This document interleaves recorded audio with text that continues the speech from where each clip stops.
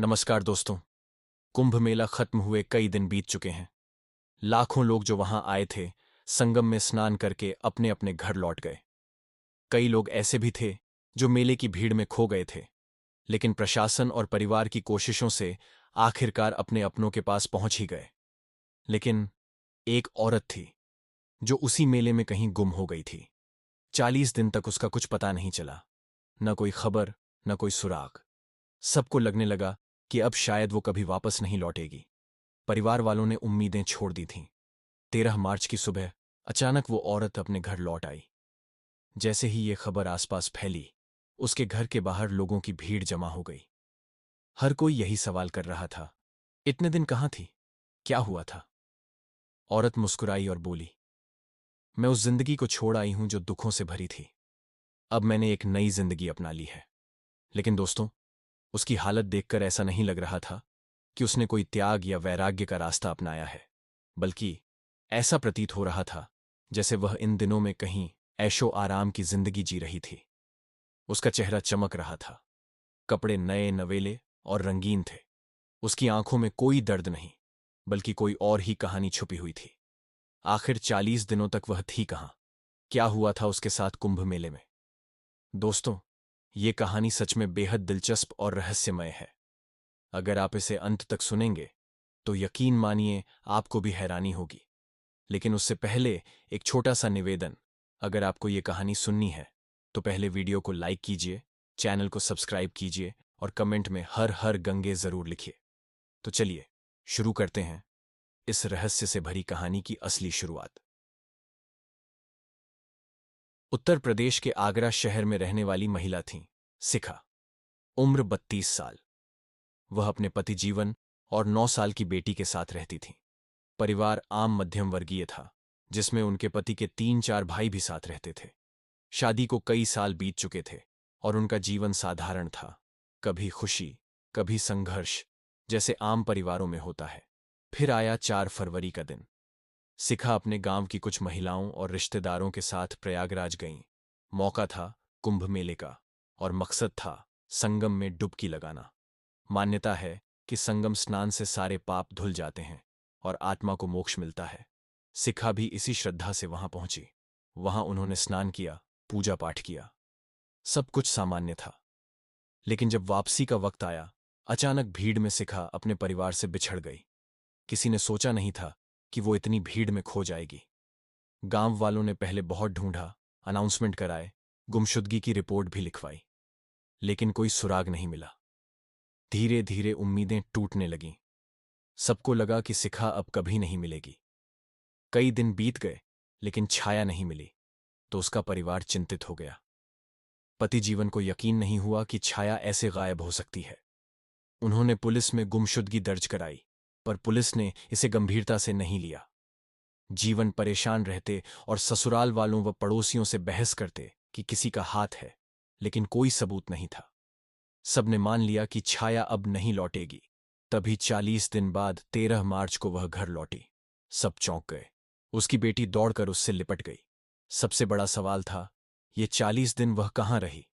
जीवन ने पूछा तो छाया बोली, मैं सन्यासी बन गई हूं। वेश्या का जीवन छोड़ दिया है। अब पवित्र जीवन जीऊंगी। कुछ महिलाएं उसके पैर छूने लगीं, पर कईयों को शक हुआ।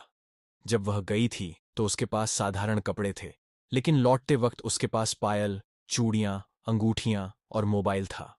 अगर वह सन्यासी है तो ये चीजें कहां से आईं? छाया का जीवन पहले ही कठिन था। समाज में उसकी छवि खराब हो चुकी थी। अब वह अपनी बेटी को साथ ले जाना चाहती थी। लोगों ने पूछा, क्यों, उसकी भी जिंदगी खराब करोगी? छाया बोली, नहीं, वह मेरी सेवा करेगी। लेकिन मामला बढ़ गया। किसी ने पुलिस बुला ली। पुलिस ने सवाल किए। छाया वही कहानी दोहराती रही। पुलिस और समाज को यकीन नहीं हुआ। अफसर बोले, सन्यासी बन चुकी हो, रिश्तों से नाता तोड़ दिया, फिर बेटी को क्यों ले जाना चाहती हो? छाया चुप रही। पुलिस ने कहा, अगर ले जाना है तो पहले पति से बात करो, उसका भी हक है। फिर बेटी से पूछा गया। वह मासूम बोली, मां के साथ रहूंगी। लेकिन पुलिस ने कहा, वह खुद फैसला नहीं ले सकती, वह परिवार में ही रहेगी। महिला पुलिस अधिकारी आई और छाया से सच्चाई पूछी। तब खुलासा हुआ कि वह संगम स्नान के लिए गई थी। लौटते वक्त 4 से 6 महिलाएं एक कॉस्मेटिक दुकान पर गईं। भीड़ में दुकान के मालिक देवेंद्र ने सख्ती से कहा, मैडम, आगे बढ़ो, भीड़ मत करो। शिखा के पास पैसे नहीं थे, फिर भी वह वहीं खड़ी रही। उसकी आंखों में बेचैनी थी और आवाज में नाराजगी। उसने कड़क स्वर में कहा, मैं अकेली हूं और तुम ग्राहकों से इस तरह बात कर रहे हो, ऊपर से मुझे यहां से जाने को कह रहे हो। वह धीमे धीमे आगे बढ़ने लगी, लेकिन उसकी नजरें अब भी उसी दुकान पर टिकी थीं। तभी दुकान के मालिक देवेंद्र ने उसे आवाज दी, मैडम, क्या आप सच में किसी काम की तलाश में हैं? मैं इस दुकान को अकेले संभालते संभालते थक गया हूं। अगर आप चाहें तो मेरे साथ काम कर सकती हैं। मैं आपको रोज के 500 रुपए दूंगा और खाने पीने का इंतजाम भी रहेगा। शिखा यह सुनकर थोड़ी देर चुप रही। उसे यकीन नहीं हो रहा था। उसकी जिंदगी पहले से ही संघर्षों से भरी थी। उसका पति जीवन काम के नाम पर कुछ खास नहीं करता था। कभी कभार मजदूरी मिलती तो 2 दिन का खर्च किसी तरह चलता। बाकी दिन घर में तंगी और तनाव बना रहता। यही वजह थी कि शिखा लगातार चिंता में डूबी रहती थी। उसे समझ नहीं आता था कि आगे उसका जीवन किस मोड़ पर जाएगा। लेकिन देवेंद्र की बात सुनकर उसे पहली बार लगा कि शायद अब हालात बदल सकते हैं। शायद यही मौका था जिसकी उसे तलाश थी। उसे हाल ही में पता चला कि महाकुंभ मेला लगने वाला है, जो करीब 20 से 25 दिन तक चलेगा। उसके मन में तुरंत एक ख्याल आया, अगर वह इस मौके का सही तरह से फायदा उठाए तो अच्छी कमाई हो सकती है। उसने मन ही मन हिसाब लगाया कि इतनी मेहनत से कम 12,000 रुपये कमा सकती है। फिर क्या था, शिखा ने बिना किसी को कुछ बताए मेले में जाने का फैसला कर लिया। उसने अपने घर वालों से कुछ नहीं कहा, न ही गांव के किसी आदमी को इसकी भनक लगने दी।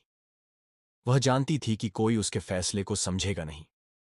जब वह काम पर निकल रही थी तब भी कोई उसे देखने तक नहीं आया, लेकिन अब उसे इसकी परवाह नहीं थी। उसने खुद से कहा, अब मुझे अपने लिए जीना है। और उसी हौसले के साथ वह अपनी राह पर बढ़ गई। शिखा अपनी बेटी अंशिका के लिए कुछ करना चाहती थी। वह मजबूर थी, पर हिम्मत नहीं हारी। उम्मीदों के सहारे वह शिखा मेले में पहुंची। वहां उसने एक दुकान पर काम मांगा। उसी दुकान का मालिक था देवेंद्र। शिखा की हालत देखकर देवेंद्र ने उसे काम पर रख लिया। वह सुबह से देर रात तक ईमानदारी से काम करती रही। इस दौरान उसने देखा कि देवेंद्र भी बहुत मेहनती और सच्चा इंसान है। दोनों की मेहनत धीरे धीरे रंग लाने लगी। उधर गांव में शिखा के बारे में बातें होने लगीं। जब कोई मेला घूमकर लौटता तो उसका पति लोगों से शिखा का हाल पूछता, मगर किसी को कुछ ठीक ठीक पता नहीं था। कुछ लोगों ने तो ये भी कह दिया कि शिखा कहीं गायब हो गई है। लेकिन सच ये था कि शिखा दिन रात दुकान पर काम कर रही थी और रात में अपने रहने का इंतजाम खुद कर रही थी। शुरू में वह महिलाओं के टेंट में रही, पर वहां रहना असहज हो गया। खाना बनाना मुश्किल था और दूसरी जरूरतें भी ठीक से पूरी नहीं हो पाती थीं। ऐसे में एक दिन देवेंद्र ने कहा, अगर चाहो तो मेरे कमरे में रह सकती हो। चिंता मत करो, मैं जैसा दुकान पर हूं वैसा ही बाहर भी। शिखा थोड़ी हिचकिचाई, लेकिन उसे लगा कि अब उसे एक स्थायी ठिकाना चाहिए। आखिर दिन भर की मेहनत के बाद आराम मिलना भी जरूरी था। धीरे धीरे दोनों एक ही कमरे में रहने लगे। सुबह से शाम तक दुकान पर काम करते, ग्राहकों से मुस्कुराकर बात करते, सामान बेचते और रात को थककर चैन से सो जाते। दोनों की मेहनत ने दुकान को आगे बढ़ा दिया। जब दुकान का माल खत्म होता तो वे मथुरा जाते और नया माल खरीद लाते। कभी कभी वे दुकान बंद करके 2 लाख रुपए तक का माल खरीदते और फिर उसे हफ्तों में बेच देते। धीरे धीरे उनका कारोबार जम गया, लेकिन शिखा का मन अक्सर अपनी बेटी अंशिका में अटका रहता। अंशिका घर पर अकेली थी। शिखा जानती थी कि उसके ससुराल वाले उसकी परवाह नहीं करते, इसीलिए उसने उन्हें कभी फोन नहीं किया। लेकिन एक दिन उसने मां को फोन कर कहा, मां, अंशिका का ध्यान रखना, वो भूखी न रहे, यही देख लेना। शिखा ने अपने हालात से हार नहीं मानी। वह जानती थी कि उसकी बेटी के लिए उसका मजबूत रहना सबसे जरूरी है। उसकी मेहनत, संघर्ष और ममता ही उसकी सबसे बड़ी ताकत बन गई थी। शिखा जानती थी कि मायके के हालात अब भी वैसे ही हैं।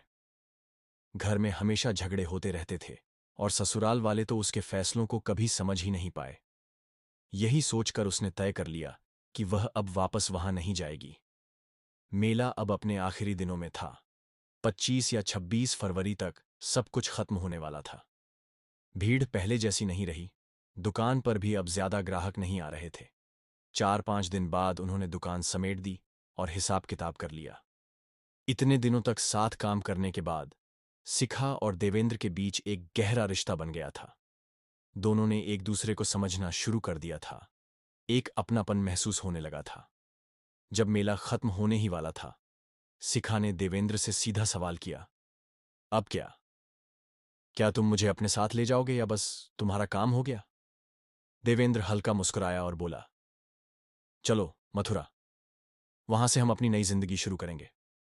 उसने शिखा को कुछ पैसे दिए, करीब 10 से 15 हजार रुपए। दोनों एक नई शुरुआत की उम्मीद लेकर मथुरा के लिए निकल पड़े। मथुरा पहुंचकर देवेंद्र ने अपने परिवार से कहा, मैंने शादी कर ली है। सुनकर परिवार थोड़े हैरान तो हुए, लेकिन जल्दी ही सबने स्थिति को अपनाया। देवेंद्र अकेला था। घर वालों को भी लगा कि अब उसके पास कोई है जो उसका साथ देगा। धीरे धीरे सभी ने शिखा को स्वीकार कर लिया। घर में एक बात बार बार कही जा रही थी, कम से कम अब उसने घर बसा लिया। यही बड़ी बात है। यह पहली बार था जब शिखा इस रूप में अपने मायके लौटी।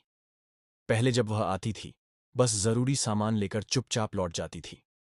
किसी से ज्यादा बातें नहीं करती थीं, अपनी जिंदगी के बारे में कुछ नहीं बताती थीं। लेकिन इस बार सब कुछ अलग था। जब वह अपनी मां और भाई से मिली तो उनकी आंखें भर आईं। कई सवाल उनकी आंखों में थे, मगर जुबान पर खामोशी थी। दोनों पक्ष समझ रहे थे कि बहुत कुछ बदल चुका है। जुबान पर खामोशी छाई हुई थी। माहौल बोझिल था, लेकिन कुछ देर बाद हवा थोड़ी हल्की हुई। मां ने प्यार से पूछा, बेटी, अब सब ठीक है? शिखा ने धीरे से मुस्कुराकर सिर हिलाया, पर उसकी आंखों में कई अनकहे जज्बात तैर रहे थे। दिल के अंदर जैसे कोई उथल पुथल मची हो। मां ने पहले ही साफ कर दिया था कि वो शिखा को फिर से ससुराल नहीं भेजेगी। उसकी आवाज में वो मजबूती थी जो वक्त के थपेड़ों से आती है। उसने कहा था, मैं अपने बेटे के पास जाऊंगी। मैं तुम्हारे लिए पूरी दुनिया छोड़ सकती हूं, पर अपने बेटे को नहीं छोड़ सकती। ये शब्द शिखा के दिल में गहरे उतर गए। वह जानती थी मां की ये मजबूरी उसका सच है। उसने मां के फैसले को समझा और चुपचाप सम्मान भी किया। इसी बीच देवेंद्र उसकी जिंदगी में किसी उम्मीद की तरह आया। वो न सिर्फ शिखा की परेशानियों को समझता था, बल्कि उन्हें बांटना भी चाहता था।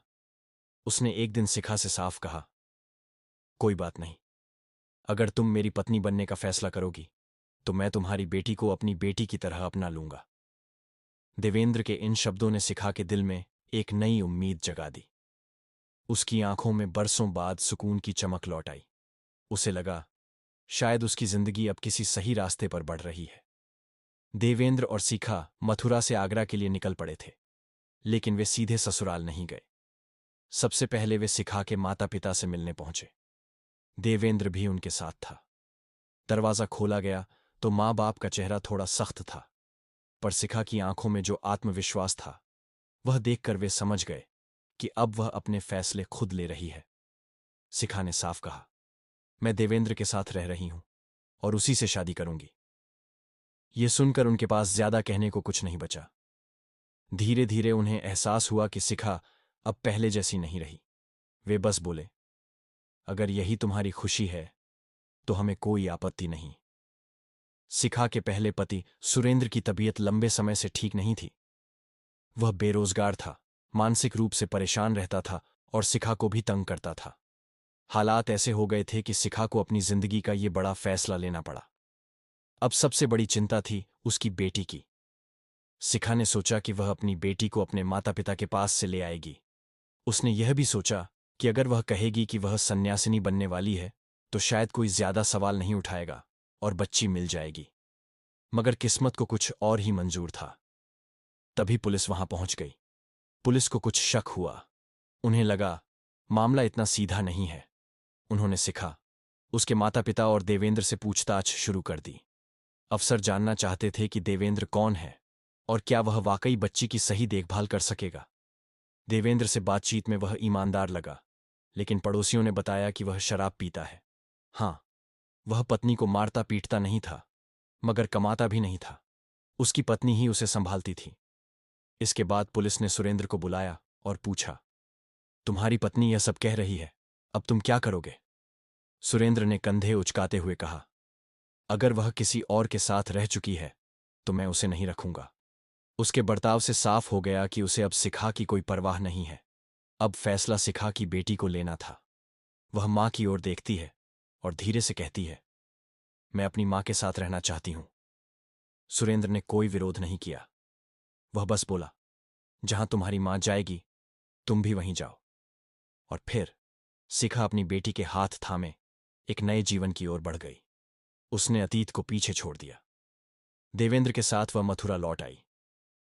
अब उनके सामने थी एक नई शुरुआत, नए सपने, नई उम्मीदें। महाकुंभ के मेले में इसे चमत्कार कहें या नई शुरुआत, फैसला आपके हाथ में है। आपको यह कहानी कैसी लगी? कमेंट करके जरूर बताएं। अगर पसंद आई हो तो वीडियो को लाइक करें और चैनल को सब्सक्राइब करें। और हां, कमेंट बॉक्स में हर हर गंगे लिखना मत भूलिए। जल्द मिलेंगे एक नई कहानी के साथ। तब तक के लिए धन्यवाद।